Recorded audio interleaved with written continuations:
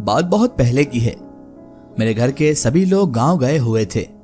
मैं एक छोटी सी बस्ती में रहता हूँ। वहीं पर मेरी एक दुकान भी है। बस बस्ती से थोड़ी हटकर मेरी दुकान है।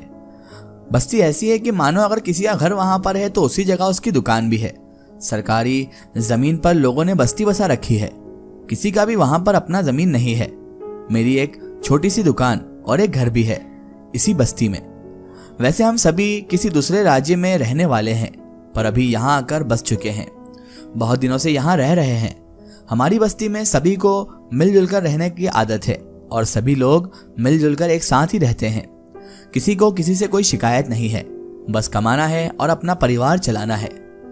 इसी बस्ती में मैंने एक चुड़ैल को देखा था, वो भी बहुत सामने से, बहुत करीब से। आज मैं सुनाने जा रहा हूँ आपको मेरी जिंदगी की सच्ची कहानी। एक ऐसी कहानी जिसे सुनने के बाद शायद आपको भी भूत प्रेत पर यकीन होने लग जाएगा, या फिर आप भी इसे एक अंधविश्वास नहीं समझेंगे। बहुत पहले की बात है। मेरी माँ और मेरे पिताजी दोनों गांव गए हुए थे। गांव में खेत के बंटवारे का कुछ काम था, इसलिए गांव गए हुए थे माताजी और पिताजी दोनों। मैं घर में अकेला था। अभी मैं बहुत ही छोटा ही था। मैं घर में अकेले सोने से डर ना जाऊं, इसीलिए मेरी माँ ने पड़ोस की एक चाची को बोल रखा था कि रात के समय वो अपने लड़के को मेरे घर सोने के लिए भेज दे। उससे मेरी दोस्ती भी थी। वो मेरी पड़ोसी में रहता था और वो आंटी का ही लड़का था जिससे मेरी दोस्ती भी थी। इसीलिए रात के समय वो लड़का मेरे घर पर सोने के लिए आने लगा, क्योंकि हम दोनों बहुत अच्छे दोस्त थे और हम दोनों में आपस में बहुत जमती थी। इसीलिए मैंने भी इस पर इनकार नहीं किया और मैंने सोचा कि अच्छा है, मुझे एक दोस्त का साथ तो मिलेगा। रात अकेले बिताने के बजाय ये अच्छा है कि कोई एक जना साथ हो, ताकि हमें अगर कभी किसी बात का डर भी रहे तो हमें एक हिम्मत बनी रहे कि हमारा दोस्त हमारे साथ है। बहरहाल वो लड़का मेरे घर आकर सोने लगा। एक रात की बात है, हम दोनों अपने घर में सोए हुए थे। आधी रात के समय वो जागा और मुझसे बोला कि यार मुझे बहुत जोर से पेशाब लगा है। मैंने बोला कि यार ठीक है, घर का दरवाजा खोलकर बाहर निकल जाओ और नाली में कर लो। वैसे भी आधी रात के समय कौन देखने वाला है। वो लड़का घर का दरवाजा खोला और बाहर की तरफ निकल गया। बाहर ही नाली थी। वो लड़का नाली में पेशाब करने लगा। तभी उसकी नजर चपकाल की तरफ गई। चपकाल जिससे पानी भरा जाता है, जिसे हम हैंडपंप भी कहते हैं। उसने देखा कि हैंडपंप के पास एक लड़की खड़ी है। आधी रात के समय, वो भी रात के सन्नाटे में, हैंडपंप के पास एक लड़की खड़ी थी। हैंडपंप मेरे घर से बस थोड़ी ही दूरी पर था। वो लड़का देखा कि एक लड़की जो कि बिल्कुल सफेद रंग का कपड़ा पहनी हुई है वहां खड़ी थी। लड़की एक टुक उसे देखे जा रही थी। हैंडपंप भी मेरे घर से ज्यादा दूरी पर नहीं था। लगभग 3 घर छोड़कर हैंडपंप था, जहां से आसपास के लोग दिन के समय पानी भरने के लिए जाया करते थे। पानी भरने का मात्र वही एक साधन था। पर उस रात आधी रात के समय एक लड़की हैंडपंप के सामने खड़ी थी। रात भी चांदनी से भरी हुई थी। कोई भी उस लड़की को बहुत ही आसानी से पहचान सकता था। मेरा दोस्त उस लड़की को देखा। उसके समझ में कुछ भी नहीं आया। लड़की साफ दिख रही थी, सफेद रंग का कपड़ा पहने हुए, जो कि चांदनी रात में और भी चमक रहा था। वो लड़का दौड़ता हुआ मेरे पास आया और मुझे जगाते हुए बोला, यार जल्दी उठ, बाहर चल, बाहर एक लड़की खड़ी है। मैंने उसे नींद में ही बोला कि यार इस समय मैं मजाक के मन में बिल्कुल नहीं हूँ। मेरा बिल्कुल मजाक करने का मूड नहीं है। तुम फोकट की बातें मत करो, मुझे सोने दो और तुम भी सो जाओ। पर वो लड़का मुझे उठाते हुए बोला कि मैं सच बोल रहा हूँ। बाहर मैंने सच में एक लड़की को देखा है, वो भी हैंडपंप के पास, और हैंडपंप के पास वो सफेद साड़ी में खड़ी हुई है। प्लीज तू उठ, मुझे डर लग रहा है। तू भी चलकर देख, ये मेरा वहम है या फिर हकीकत में कोई लड़की वहां पर खड़ी है सफेद साड़ी पहने हुए। उसकी बात सुनकर मुझे लगा कि हो सकता है इसकी बात में कोई सच्चाई हो, तो मैं झिंझोड़ते हुए उठा और मैं उस पर चिढ़ भी बहुत रहा था। मैंने कहा, तू भी ना यार बहुत थकाता है यार, चल देखते हैं कि कौन सी लड़की तुझे दिख रही है और कौन सफेद साड़ी वाली तुझे परेशान कर रही है। तो वो कहने लगा कि यार मैं जब नाली के पास खड़ा था ना, तो वो मुझे एक टुक देख रही थी। तो यकीन नहीं करेगा, सफेद साड़ी में एक औरत खड़ी हुई है हैंडपंप के पास। पहले तो मुझे उसकी बात पर यकीन नहीं हुआ, फिर मैंने बोला चल ठीक है, तू बोल रहा है तो चलकर देखते हैं कौन इतनी रात गए हैंडपंप के पास खड़ी है। अगर कोई हैंडपंप से पानी लेने भी आई होती तो बाल्टी लेकर आती, पर तेरी बात के मुताबिक वो वहां पर खड़े होकर कर क्या रही है और कौन है वो, जरा हम भी तो चलकर देखें। मैं अपने दोस्त की बातों में आकर घर से बाहर निकल गया, पर जब हैंडपंप की तरफ देखा तो वहां पर कोई भी नहीं था।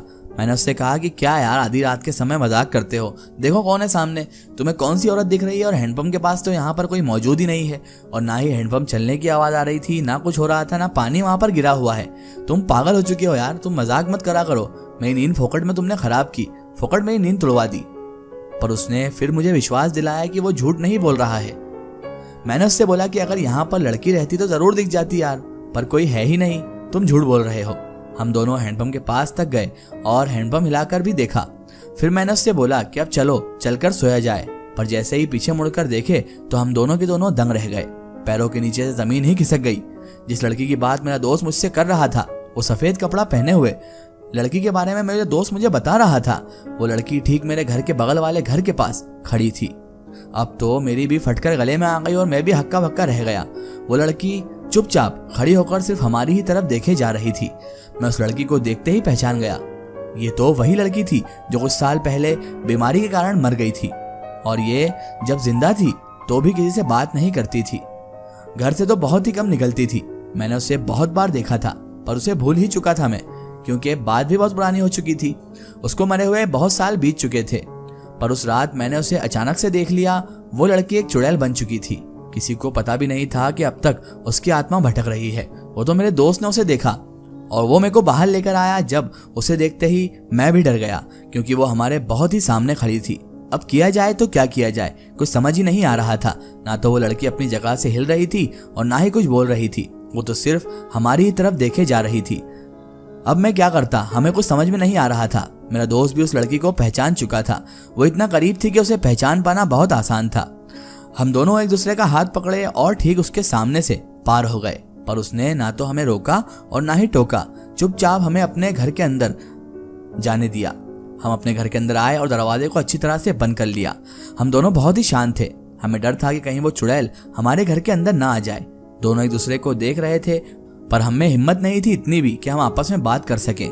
बस हर वक्त यही डर सता रहा था कि कहीं वो लड़की अंदर आ गई या फिर उसकी आत्मा यहाँ पर आ गई तो हम क्या करेंगे, किधर से भागेंगे और क्या करेंगे। दोनों की जान अब हलक में आ चुकी थी। दोनों को समझ में नहीं आ रहा था कि किया जाए तो क्या किया जाए। हम दोनों एक दूसरे का हाथ पकड़े हुए कांपते हुए घर के कोने में जाकर बैठ गए और हम जो कुछ भी मंत्र हमें आते थे, हमारे धर्म के जो भी मंत्र हम जानते थे, वो पढ़ने लगे।